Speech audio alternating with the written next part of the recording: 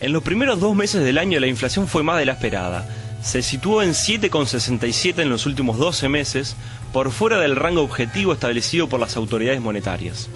Los alimentos, los combustibles y las tarifas explicaron gran parte del repunte. Dentro de los alimentos sorprendió el repunte del precio de la carne, con 4 subas en 9 semanas.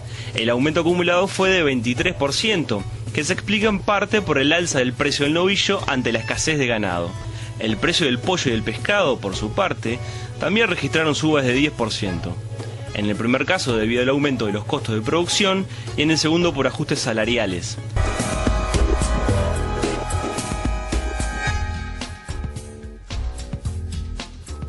Economista Pablo Rosselli de Deloitte, gracias por estar con nosotros en Claves Económicas. Buenas noches, un gusto estar con ustedes. Da la sensación que en realidad hay un escenario que podría ser similar al de aquel 2008 en el cual subieron mucho los precios internacionales y Uruguay vio que efectivamente los precios internos también subían. La primera pregunta va por ese lado. ¿La inflación es realmente un problema serio? ¿En qué medida? ¿Qué dimensión le otorgan ustedes? Desde el punto de vista del desempeño macroeconómico, la economía uruguaya está mostrando en general un comportamiento muy positivo. Estamos en un contexto de alto crecimiento económico, expansión del empleo, aumento de los salarios, muy bajas tasas de desempleo, que estamos realmente con valores que son mínimos en términos históricos. En ese contexto general muy positivo, claramente a nuestro juicio el control de la inflación luce como un desafío importante. ¿Por qué? Porque las presiones inflacionarias que estamos viendo en la economía uruguaya son persistentes y tienen que ver con lo que tú mencionabas del contexto en alguna medida comparable a lo que ocurrió en 2008, cuando los precios de los alimentos estaban en niveles muy elevados, y tiene también que ver con la fuerte expansión que muestra la demanda interna. Desde ese punto de vista, uno podría decir, es bueno que el problema, digamos, en todo caso sea cómo gestionar una expansión tan fuerte de la economía, pero no deja de ser un factor de preocupación. Para el Banco Central se presentan, o para el gobierno se presentan dilemas. Un claro dilema va a estar entre cuánto esfuerzo se le pide a la política monetaria para combatir la inflación y qué implica eso en términos de tipo de cambio. Vamos ya a profundizar en esos dilemas. Antes compartimos con los televidentes una gráfica de elaboración de Deloitte en la cual justamente se ve cuál ha sido la evolución reciente de la inflación y particularmente los componentes, ¿verdad? Allí lo que vemos es en el extremo izquierdo, la tasa de inflación en el centro, en la línea más oscura, la inflación del IPC general, que se está acercando ya ha superado el 7 y se acerca al 8% en términos anualizados. Claramente los alimentos que han subido más y otros precios que han subido menos. En el centro, los no transables, es decir, más bien los bienes y servicios de transacción interna, que sin embargo están mostrando tasas ya hace un tiempo en el entorno del 10%, y luego lo que ustedes denominan inflación subyacente, que superó el 9% ya en febrero, y nos gustaría que nos explique qué es la inflación subyacente y cómo operan esos factores, ¿no? Bien, ¿por qué ese gráfico? En Uruguay la inflación de los últimos 12 meses se ubicó en torno de 7,7%. Cuando excluimos del IPC los precios que el gobierno administra, ya sean tarifas públicas, cuota mutual, boleto, pan tarifado, leche, y cuando excluimos también las frutas y verduras, que son muy volátiles, el resto de los precios, lo que llamamos el núcleo del IPC, está subiendo 9,4% en los últimos 12 meses a febrero, lo que llamamos la inflación subyacente. Correcto. ¿Cuál es el valor de tomar una medida de ese tipo? El valor de tomar una medida de ese tipo es que procura darnos más información sobre cuál es la tendencia más persistente del conjunto general de precios, dejando de lado volatilidad, como puede ser el caso de frutas y verduras, o dejando de lado precios que el gobierno administra y que por cierto tiempo, pero no indefinidamente, el gobierno puede gestionar para mitigar las presiones inflacionarias. La inflación fue de 7,7% esencialmente porque los precios administrados subieron bastante menos que el resto de los precios.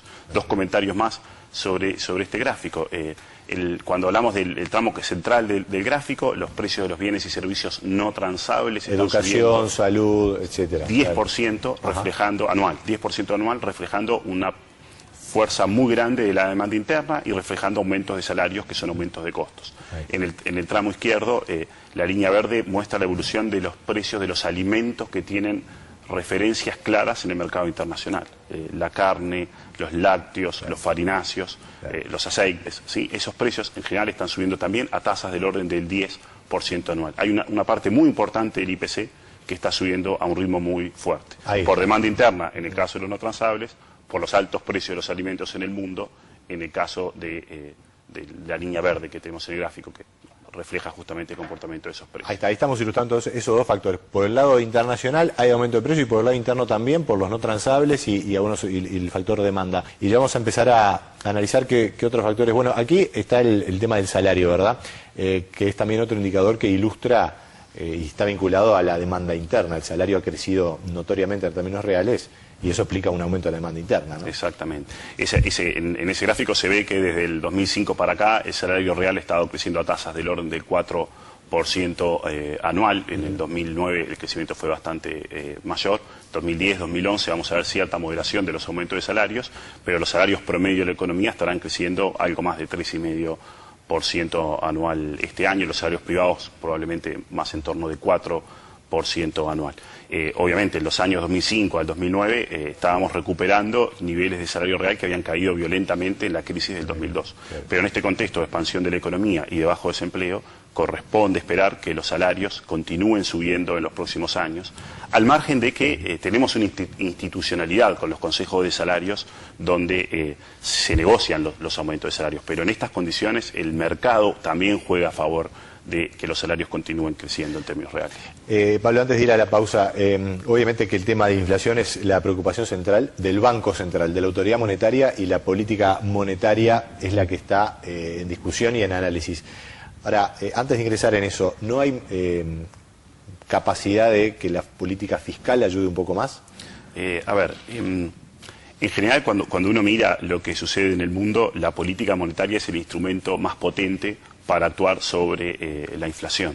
Y desde ese punto de vista, lo podemos comentar luego de la pausa, a nuestro juicio hay elementos suficientes para concluir que la política monetaria tiene que ser contractiva, cosa que hoy no ocurre, le asignamos un signo expansivo.